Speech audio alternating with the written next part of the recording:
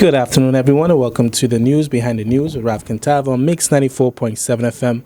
And I hope you guys have been having a good day so far, and welcome to today's program. So we're still in the month of March, which is International Women's Month, and with that, we are, busy highlighting different women in the community, particularly, and to get into some of the different fields on the island, a little more explorative on, the opportunities and possibilities that exist. And with me, I have a woman who made a contribution to women's history in St Maarten, actually, by becoming the first woman to be a court marshal. That's correct. That is Miss Solange Apon, right? That's correct. Okay, great. So good afternoon, and thanks for being on the program. Good afternoon. Thank you for having me. Okay, great.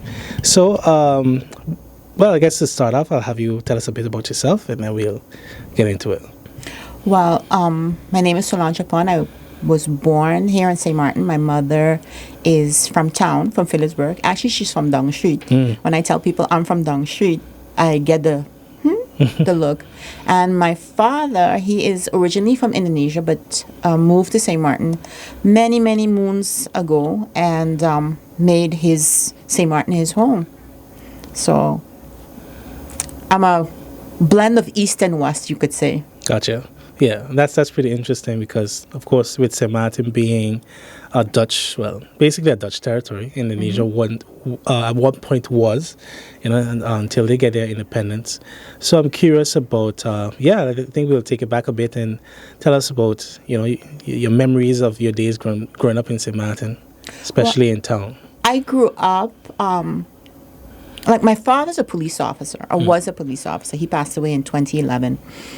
And I remember going to kindergarten.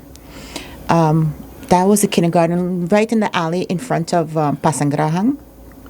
Oh, you had a kindergarten up there? Yes. Okay. You go in that kindergarten. And I remember my father picking me up from school. And the police cars back then were Volkswagen Beetles, black and white. Interesting. Yes. My grandmother, she lived on Front Street. So after school, we'd end up going Front Street. And every child knows that once you come home, you take off your school clothes and you put on your house clothes. Well, my house clothes was bathing suits. Because we grew up playing on Great Bay Beach. We walked from one end to the next. So up until high school, when I finished St. Joseph School and went to Milton Peters College, I lived in Saunders together with the kids that I grew up with in Saunders was like Tontje Camper, Gregory Oldenburg, Sharon Peterson, Joanne Williams. These were all kids that we grew up with in Saunders. That's the Saunders gang. Ronnie Busby, Sugar Fingers, he also was from Saunders. So. And at that time, the island still wasn't that populated. No, the area wasn't that developed. No, it wasn't that developed. We didn't even have concrete roads. All of Betty's estate didn't really exist. That was a field we used to climb over slave walls, to go and pick tamarinds and try not to get butted by a cow or a bull that would be in the fields. But those days were good days. We would do a lot of hiking, climbing, things that nowadays the kids don't do anymore. To basically the extent, yeah. Yes. Yeah, unless some parents still, give their children that experience of that natural way of living. Which is interesting too because from a health standpoint, you realize that, you guys were very healthy, period. And that from the generation up until, like us who, I would say us millennials, we still used to go outside and play and stuff. But then, with TV being incorporated and stuff, then you start to stay more in the house. Yeah. We were definitely outside all the time. All the time. As a matter of fact, as soon as sun started to set, like 5:30, you had to make sure you were home, bathed, and ready for when your parents came home from work. So we didn't have a watch on, but we really knew okay, the sun is over there. We need to be home now. But it was nice days. Yeah. Well, if you could elaborate a bit too on, town has really changed a lot Definitely, in so many ways. What stands out to you in terms of, the different families that used to live in town, the different sort of main local stores, especially that. Well, I can remember growing up in town. In the afternoon, it was such a pleasure to go for a stroll on Front Street because we had a lot of stores that had beautiful storefronts. And it wasn't just, and nothing against jewelry stores or electronic stores, but it wasn't just jewelry stores or just electronic stores. You would stroll up. You had a L'Escargot that was beautiful. You had La Romana, which was a high classy clothing store. Little Switzerland, Colombian Emeralds. These were all gorgeous stores, gorgeous showcase. New Amsterdam. I can remember New Amsterdam store. That was such a pretty store. But it was nice. What was that store? New Amsterdam store was now where you have, where Oranje Cafe is? Or used to be? Maliona's? Yes, okay, yeah. Okay, so you go a little further down. And then you have, I think, Diamond Creations was there. That used to be New Amsterdam. Okay. First it was across the street and then it moved to a bigger location. Okay. But you had the Yellow House, really beautiful stores. And in the afternoon we would go strolling, take a walk up Front Street, take a walk back down street. It was a really pleasant place to go to. You had, of course, the famous Rizdans. Yeah. I mean, you couldn't walk up Front Street without stopping in at Rizdans and getting a burger or a milkshake. Yeah, I think that's something probably y'all would have last to enjoy. He had so many stories about Rizdans and we had Rizdans, but there was also. It makes you wish they had experience just to have a Rizdan burger that everybody so loves so much. I know that, but you also had like Hong Kong bar and restaurant was right next to the police station, which now that's where the police station was. The police station is where the old Parliament building. What do you mean? Where Parliament yes. now, and then you had like by the alley, the one right there in the corner. Yes. And then you have Photogums was next to it. That right next to that, that's where you had Hong Kong bar and restaurant, or you had Dragon Phoenix, which was another Chinese restaurant up head of the town, back street side. And I can remember on Tuesdays and Thursdays we had afternoon school, and for $1.75. My parents would give us $1.75. We could buy a satay potato and a soda for $1.75. Okay, now you're talking about maybe $7 now? Yes, maybe even more. Yeah, interesting. And then I know people often talk about nighttime at Phillipsburg at that time too. You had a couple nightclubs as well? You had a couple of nightclubs right there by Vava Flanders. You had Twilight. That was Flanders. That's where Vava Flanders is Caribbean Inn, Caribbean Hotel. Caribbean. It's the Oranje Schoolsteeg. Okay. Yeah. Where T's Closet is. Yes. That alley where the old movies used to be. Yes. Yeah. Right in there you had Twilight, and it had a dance floor of that came out of the movie Saturday Night Fever, the dance floor that lit up. It had one of those dance floors. And then downstairs from L'Escargot, you had, down in the basement, you also had a nightclub. It was called Last Dance. The best. And yeah, man, you could walk from club to club. And then you would go further up. You had Admiral's Club, which was right next door to West Indian Tavern. And West Indian Tavern is the Guava Berry Factory. Ah, okay. West Indian Tavern had the best fisherman's pie. Oh. Restaurants in Phillipsburg, top notch. Top notch. Wow. And things have surely changed. Yes, Phillipsburg, you used to have a lot of people. It was out and about, people going to dinner, people going out to, to dance, to drink. And then shop. That was during the day. But at night, you had nightlife. Activities. Yes. Yeah. Like I said, I would hear different stories from different persons on that. Especially you grew up in town, just wanted your take on that. But it goes to show how much things have changed. And it's not like you necessarily have to replicate the past, but I think our way of quote unquote progress, should have been done in a way that was just not where. I don't think it was planned Yeah, out. you just like what you see today, just the same of everything, and Yes, it's like I don't think it was what planned attraction is, and not even just for tourists. Like what attraction is there for your own For us. residents? You know? Yeah, we had I can remember 2 ice cream places in Phillipsburg. You could go get an ice cream. There was lots of things for you to do, even as a local. You didn't per se have to be a tourist, to enjoy Phillipsburg. Yeah. Yeah. Well, I mean, sometimes they say things that get ugly before it gets beautiful. So I don't know if that means. That's true. Yeah, because I don't know if that means, well, given that, without ships, there's no life. Yeah. Maybe that might challenge the business persons to realize, let's revamp some of the stuff that One we of do. the things that I remember clearly growing Bring up more innovation in the market. Yeah. Sorry. Go ahead. growing up in Phillipsburg was, like you said, you wanted to touch base on the families. The families were pretty close with each other. We would celebrate, go over to each other's homes for Christmas and New Year's. If somebody was sick, it wasn't, it was normal for the neighbor, even the neighbor next door, the neighbor, 2 doors down, to come cross with a pot of soup or some fish soup that they made from fish heads from the fish alley, just to give you that strength. Another thing in Phillipsburg that was beautiful was all these old homes.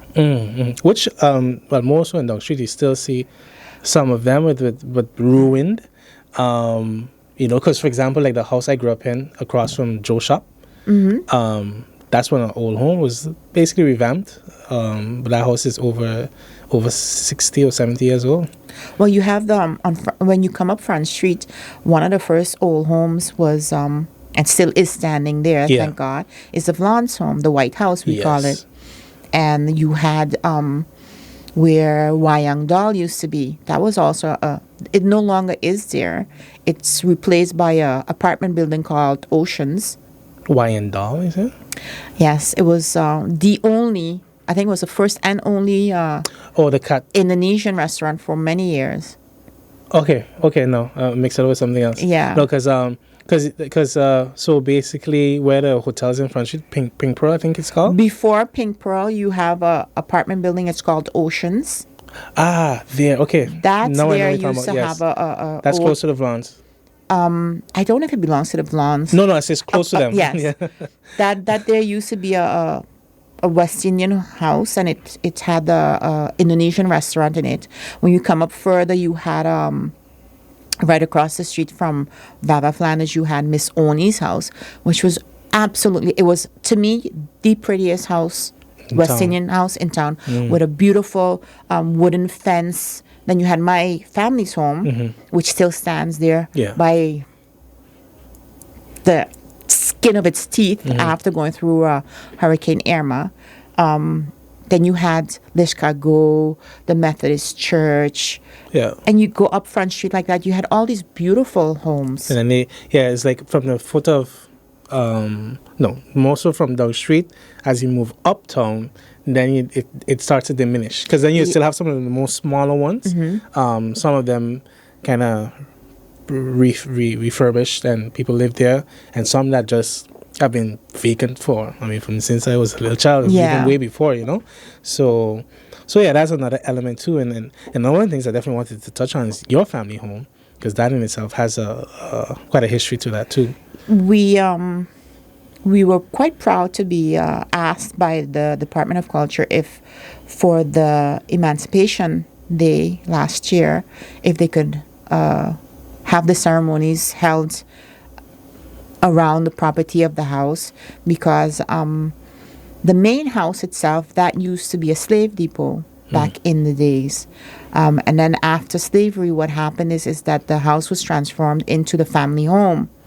And we, of course, next to them, it had additions built onto it. But that structure itself it's over 100 years old. Yeah. And it has withstood many hurricanes. Unfortunately, for Irma, part of the roof went off. Yes, I remember. So we're trying to restore it, get some help. Is it on a monument list? It is, yes, on the monument list, but unfortunately, Monumentenzorg don't have any money. So you get no. So no, we haven't had. We haven't been fortunate enough to get any financial. So everything has been in-house from family? Everything has been out of the pockets of the family. We've had some people that have contributed, came across and gave us donation to, here, take this, get some plywood, get some zinc. But it's with these people that want to see the house restored that it's still standing. Hopefully we'll find a way to get funds in to restore the house completely. If not through investors, we'll find a way to keep the old lady there. Yeah, how has it been in general? Well, besides the roof, what was some of the main damage that you face, and your current rebuilding or restructuring of it? How has it been?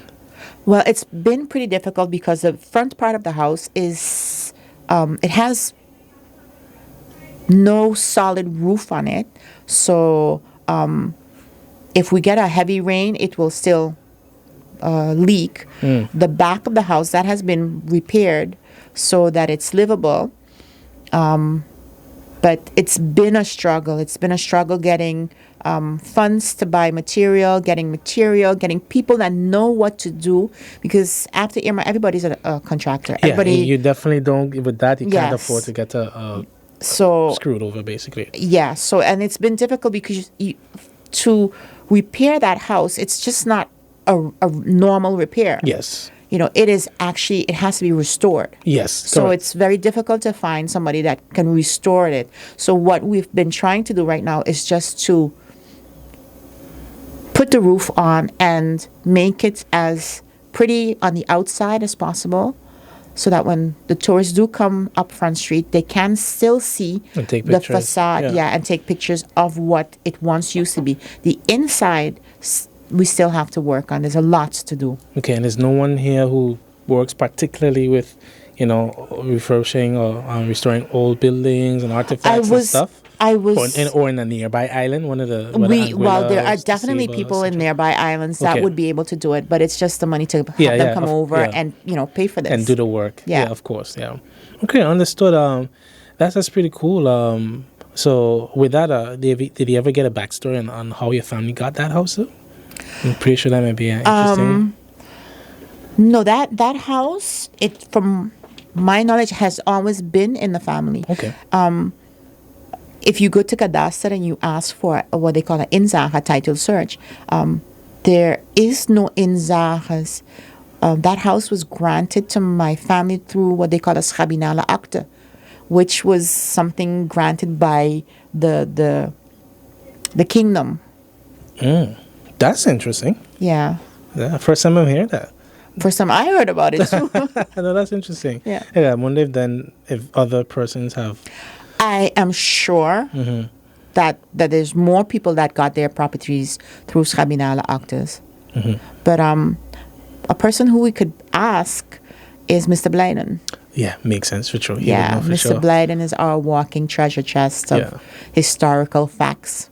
Yeah, we have several, and I was glad that at least he was one of the first guests on the program, because what we need to do, especially at St Maarten, is to, one, of course, cherish and then support, our seniors and our walking encyclopedias, because we have many at St Maarten, and write what they know, document and save, so then we can pass on that knowledge, because sometimes you would say maybe common facts, a lot of young persons don't know, but it's just bottom line is we're not taught about it in school. But a lot of the historical facts and information that is it's brought over through storytelling. Yeah, we have a very strong oral tradition. And if we have somebody who over the years taped it or has archived it through taping or videotaping or whatever, that right there is a lot of history there. Yeah. Yes. Yeah, definitely. So I would like to get into now with you becoming a marshal. But before then, I have just one question. Digging into the past is one of the things I've always been curious about. With you being mixed. If growing up here, you've ever did you ever feel odd or out of I felt place? odd all the time because growing up here, I was not considered. I was considered the high color girl. Yeah. Good hair, green eyes. And when I went away to school to the United States and to Holland, that's when I wasn't the high color girl. I was colored. So there was a little identity crisis growing up here in St. Maarten, yes. But that got cleared up real quick once I went to college. So then, with that just led you to accepting your Caribbean identity. Most definitely. Yeah. Most definitely. I have heated discussions with friends of they want me to embrace my African roots. And I keep telling them I am Caribbean. And my roots are diverse. I have African, Indonesian. I am multicultural. So I'm not just per se African or Scottish. I am multicultural. Yeah, understood. Yeah, the melange, which is the Caribbean, because that's a reality of our history. Yeah, first indigenous, then European, Afrocentric, and then other Asian elements. So I got you. So then, as a young woman, then you said you went away to the U.S. and then the Netherlands. What did you want to study, and did you always want to be where you are now? When I finished high school here, I wanted to be a police officer. Okay, so walking in Dad's footsteps? Yes. What about being a police really stood out to you? It's just the nature of it, being just and right and making sure that the underdog is defended. I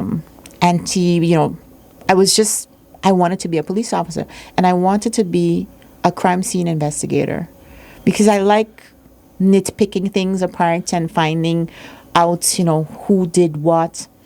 But my father said no. He said absolutely not. My brother at the time was in the police academy. My father was a police officer, and he did not want his daughter to be in the police force whatsoever. So the next choice was hotel field, because that's what St. Maarten was all about back then. Yeah. So I wanted to go to Florida. That was another no, because Florida, you're going to be partying. We ain't sending you to school to go party. We're sending you to school to get the education. So I applied at Denver University, and I also applied at the University of Southern California. Okay. Why Southern California? Because it was so far away from home. You get to be more free. But then my father, he was talking to a colleague of him, Uncle Lou, Major. And Major was telling my father that his daughter was sent to Johnson & Wales. And it was really good. It had this hotel stream in it. So we went up there to look at it. My father loved it right away because it was a small little town and it was just what I needed. It out in the boondocks. Nobody. It was cold. She's going to be studying over there. And that's where I ended up going to Johnson & Wales in Rhode Island. Okay, gotcha. And then did you actually spend time in the tourism industry? I graduated in 1985. And when I came back to St. Maarten, my first job was to be the executive assistant to Mr. Keith Franca at the Summit Hotel. Wonderful boss. This gentleman taught me so much. So I worked at Summit, and when he left a year after, I also decided to leave. And then I went from the hotel industry into the casino industry, which is a totally different ball game. But it was also very major back in those days. Yes. Right? Yeah. We had, I used to work for a casino called Treasure Island, which is there by Kupukoi. where the Atlantis Casino is and Stars Casino. That used to be known as Treasure Island. And it was back in the days where you had big players coming in. And your dad didn't mind that? You know, he didn't. Interesting. He didn't. My father was, as long as you do something that you enjoy, go right ahead. I worked in the casino for, I think, two or 3 years, and then I left.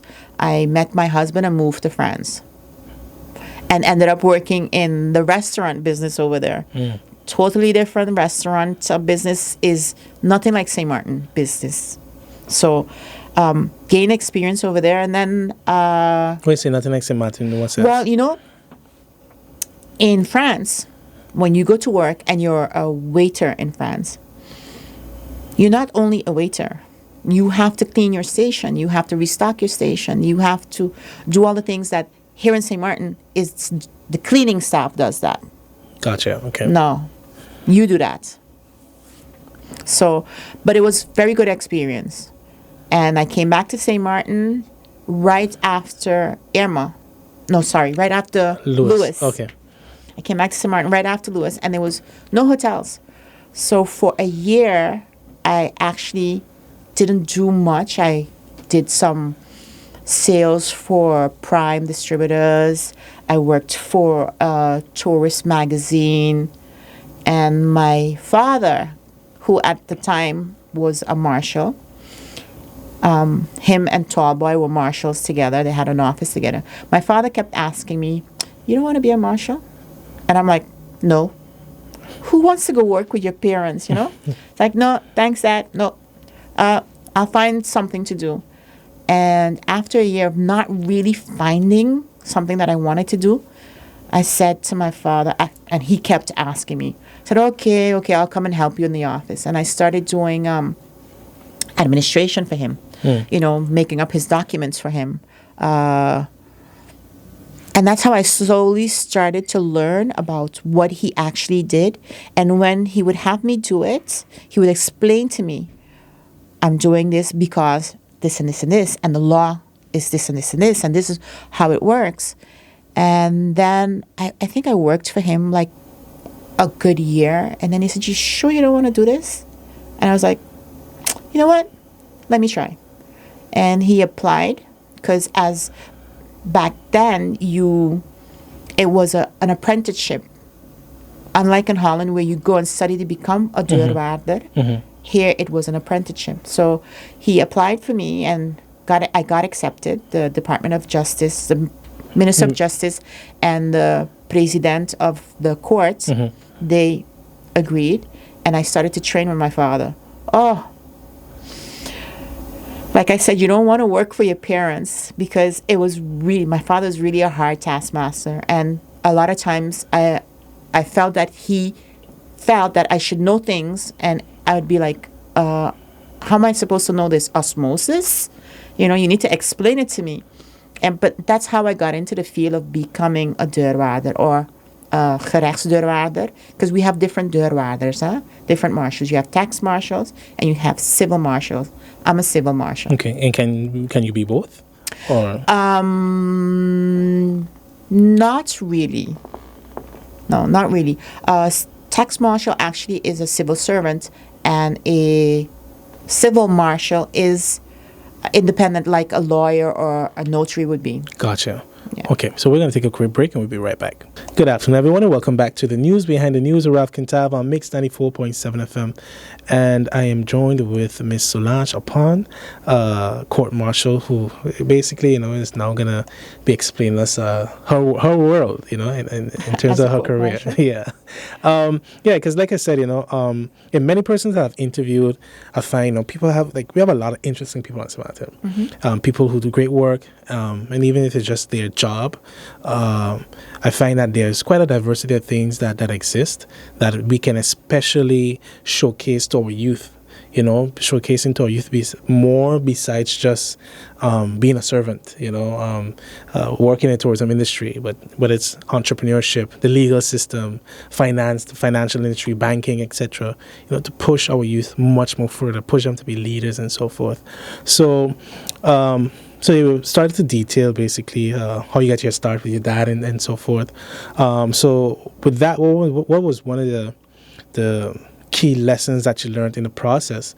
But what was it like, gaining your stripes as well? I have to say that I was surrounded by very supportive colleagues. Tall boy, he was always there for me. Irvin Arundel, another one of the old heads in the Marshall field. I can still to this day call him up and get guidance and advice. My other colleague, who I started out with, Ricardo Patrick, I can call him. It's such a small group of us that we can always call each other to ask advice or seek help. Right now we have another female marshal who just came on, and that's Danica Zichem. I'm so proud of her. We have Mark Brabes, not retired, an ex-police officer, myself, and Ricardo Patrick, that are the bailiffs here on the island.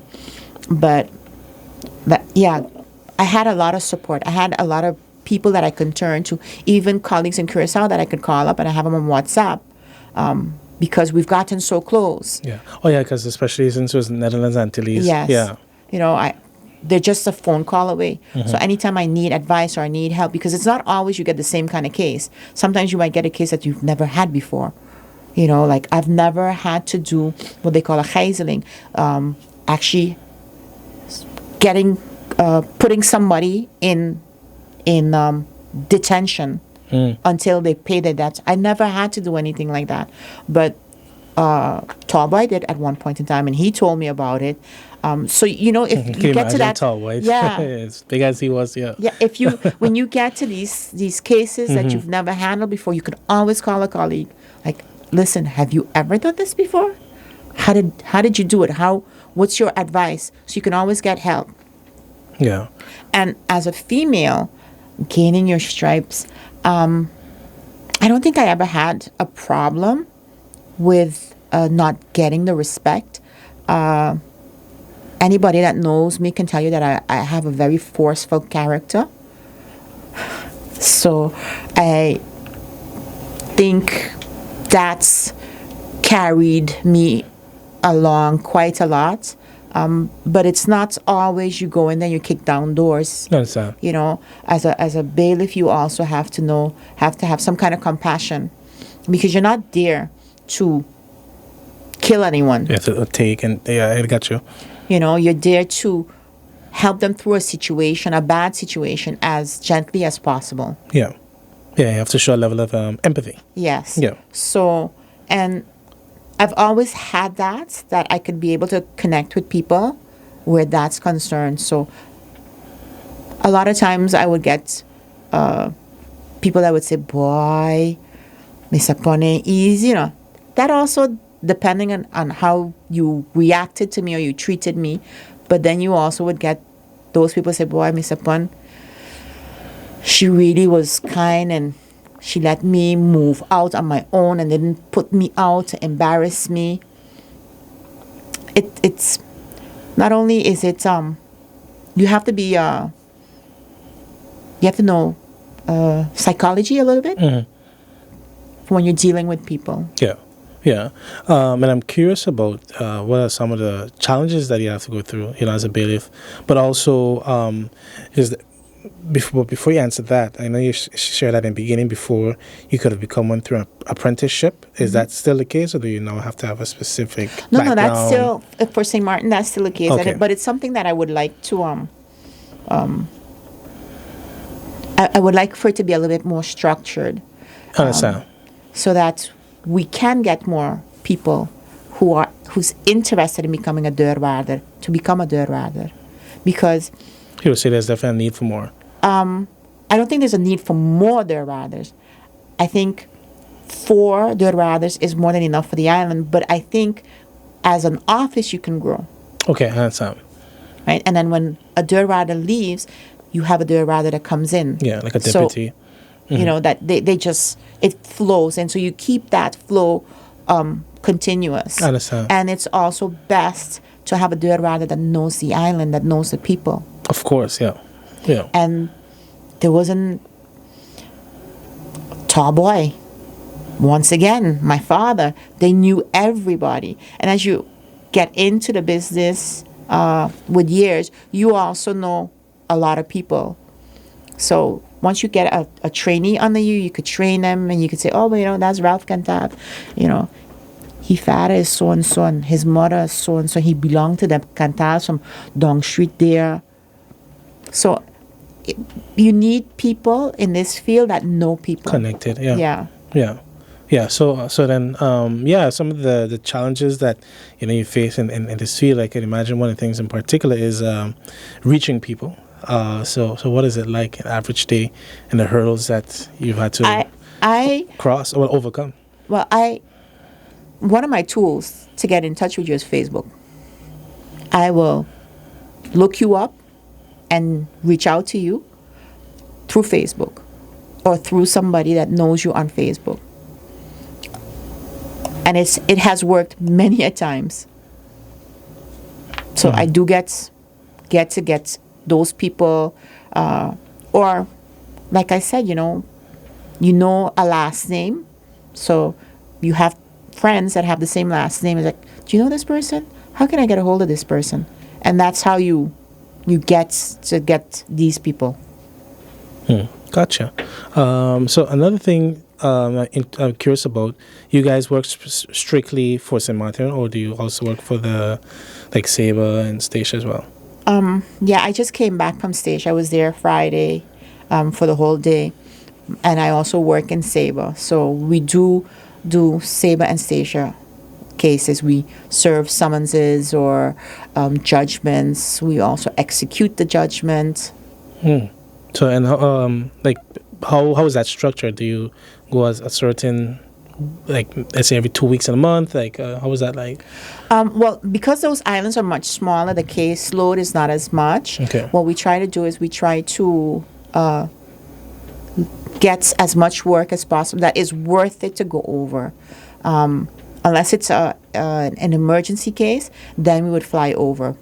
But I had the last trip I did, I had 21 cases that I had to deal with in Stacia. So, but we make sure that it's worth your time. Yeah, I got you. Yeah, so then you have to come back just for one. You fly over 7 in the morning, you can fly back 7 at night. It's a whole day that you're there. Yeah, you just do your whole rounds. Yeah. Yeah, so I guess, especially I think a benefit with starting off with, what we say Netherlands Antilles, you've also developed, those bonds and relationships with persons in the other islands well, too. It's funny whenever I land in Stacia or whenever I land in Sabres, and as soon as I get off the flight, not even in the building, it's like, oh, Apon, you're here for the day. So it's funny. Yeah. They know me. They know that I'm coming. Yeah.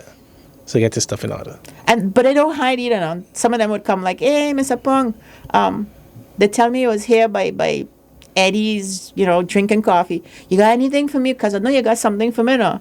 It's like, okay, hold on. Yeah. What case is this day? And, they're just cool about it. Mm-hmm. Well, one of the things I'd like for you, if you could share as well, if you could detail then what are some of the cases that you deal with in particular. Well, the work of a deurwaarder, gerechtsdeurwaarder, is once there's a case, okay, it is submitted to the court. The court then decides when the case is going to be handled. And the court will then give a bailiff the notice of when it's going to be handled. And the bailiff now will have to go and look for the defendant to notify the defendant that on this day, Mr. So-and-so is taking you to court. And here are the documents, and here's a petition, the verzoekschrift, as to why they're taking you to court. So we go look for the defendant, serve them the summons or subpoena, and let them know that on this date you go to court. Once the court case is handled, then there's a decision. That decision also has to be served to the defendant so that it can be executed. So as a bailiff, you would get the decision from the bailiff, and the bailiff will let you know this is what you need to do. You have 2 days to do it, or you have 30 days to get out of the house. If you do not comply, then I'm going to have to enforce whatever it is in the judgment. So either evict you or seize an asset that you have, your car, a bank account, anything that is of value, so that we can make sure that the plaintiff gets their money. So in the case of seizing an asset, I'm guessing, let's say maybe if it's a hard asset, do you then join with the police to claim that? Like, you say like a bank account, so like, no, I guess a bank account, we just go into the bank and okay. Yeah, we place the lien on the bank account. Gotcha. If it's to repossess a car, depending on whose car it is, I might go with a police officer. Okay, I see what you're saying. We know when we need police and when we could go in on our own. But like I said, if it's a car, we would go with a police officer depending on the situation. Then you have also where you would go in to do an eviction. That also depends with who or which area you're going, when you might want to have a police officer. But a lot of times, my colleagues and I, what we try to do is we try to get the person to move on their own. Because make it easier. Yes, it's not only easier. Of course it's 10 times easier for us, but for the person who has to be evicted, I would want for them to move out and keep their heads up high. Yeah. Nobody needs to know that you're being evicted. Yes. Somebody could see you moving out and say, oh, my neighbor's moving. But if they see me there in my uniform, then it's like, oh, my neighbor's getting evicted. Yeah, it could become a round of melody, basically. Yeah, so we try to give the person dignity, or to keep them with their dignity. Yeah. Okay, then finally, I would ask then, let's say in a case where you don't get through finding a person, what happens there? If it's in a summons, then it has to be publicized. So it goes in a newspaper. Okay. Oh, and that's it. That's it. Okay. And unlike in the States, because a lot of people, they feel that I have to serve you in person. Mm-hmm. Unlike in the States, though. Dutch, Antillean St Maarten law states that it's, yes, you can serve it to the person in person, mm-hmm. or to the person's address. And your address is where you are registered. Gotcha. At the census office. Yeah. So you could be registered at 142 80 Illage Road, but you actually live on the Arbutus Road. I can serve it to the 80 Illage Road. I will try to serve it on the Arbutus Road, but to you in person. Yeah, because that's just what's in black and white, basically. Yes. And let's say I go to the 80 Illage Road where you are registered, and I find somebody at home, I can give it to that person. Or if the person doesn't want to accept it, I can leave it in a sealed envelope at that address location. In the mailbox. Yeah. Now let's say there's no mailbox. Mm-hmm. I can mail it. I can serve it to the post office. I see. And let's say if there's no mailbox, no house, because that has happened where you get an address and you go there and it's like, Open space. Okay. Then I go and I serve it to the prosecutor and I publish it in the papers. I see. So that's a process. Okay, that's pretty interesting. So you can't hide. We'll get you. Yeah, I was just gonna say, kind of as you say, as a saying goes, you can't run from the law. I know, right? Yeah, it's a way still that you can be found. Is there anything else you would like to add? Not really. Is there anything else you would like to ask? Well, I went through all my questions. So yeah, I think it was definitely a good conversation for me, and I definitely learned some new stuff, which I always value. I hope you did learn some new stuff. If you would like for me to come back anytime, you know my number. I would gladly come back and give you something a little bit more detailed about what we do as a marshal. Maybe in a different setting, because there's a lot of people out in St. Maarten that really don't know what a marshal does. Yeah. So that could be something for the future. Cool. Yeah, I think this is a good first step. Yes, it is. Great. Okay, Ms. Apon, I'd like to thank you so much, and to our listeners and viewers, thank you guys as well for joining us today, and be sure to join us again tomorrow. So do take care, and goodbye.